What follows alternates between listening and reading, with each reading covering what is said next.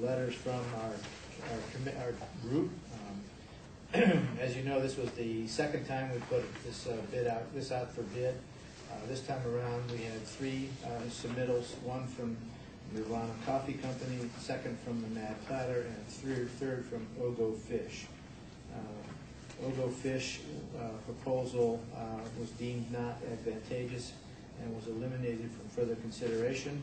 We then met with Nirvana Coffee and the Mad Platter to move forward the interview process. These interviews were held on January 5th and 6th. Both applicants came in to present a more detailed vision and philosophy for the new restaurant, design plans, financials, and startup plans. After the completion of the interview process, it is the committee's recommendation to award the contract to the Mad Platter as the most advantageous firm for this contract for the following reasons. Experience of the proposer, including 2 successful businesses on the Cape, established talented chef with food prepared fresh on the premises, demonstrated knowledge of food and the need for flexibility and creativity in creating the food experience at the new terminal, dynamic presentation of concept and vision for serving the airport clientele.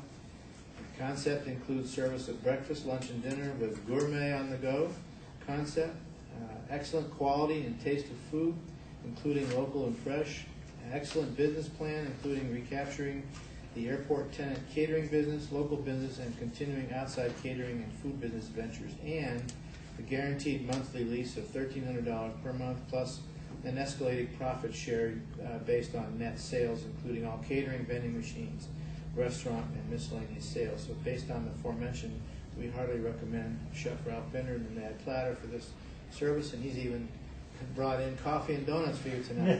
So I would recommend your approval and to sign the proposal acceptance. And Chef Ralph, congratulations. Thank you all. I've been talking about the problem with the asbestos for a while. This is now on the agenda for the town council for this Thursday night for first reading.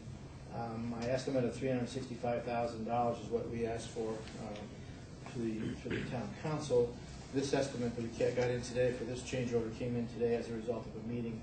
It's a little bit less than the amount I'm asking for the appropriation order, but that will, in essence, give me about a $10,000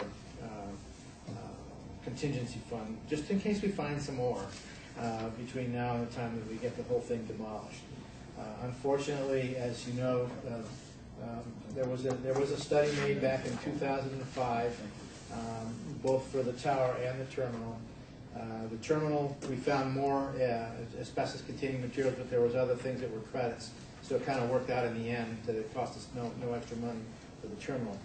Unfortunately, in the tower, because when they were doing the initial inspections and subsequent, they were unable to do destructive testing, and because of the dust that would be raised and anything else, because it was an ongoing tower with technical folks in there with all their equipment and all their other things that couldn't tolerate the dust.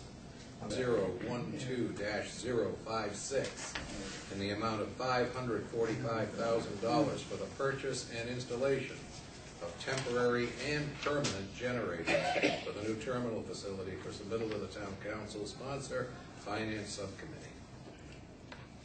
Is there a second? Second. We certainly need to have discussion on this. As you know, as I've mentioned earlier, that back during the 2007 and 2008 value engineering process, it appears that the size of the emergency generator that originally proposed for the project at that time was downsized for reasons that we don't know, to be determined. We also don't know if it was ever approved. I've gone back through the minutes for the construction committee at the time and to the BMAC, and we can find nothing, no record of a vote having been taken or any reduction.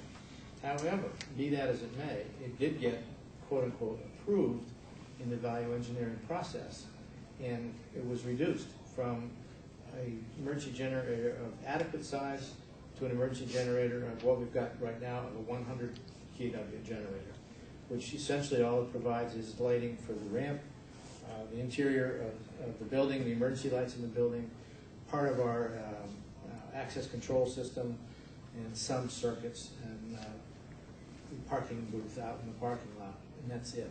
occurred here, as I said earlier, and I'll be as brief as I can be, is that we share revenues with Republic Parking, as you know, and they have given us as part of the contract, a minimum annual guarantee.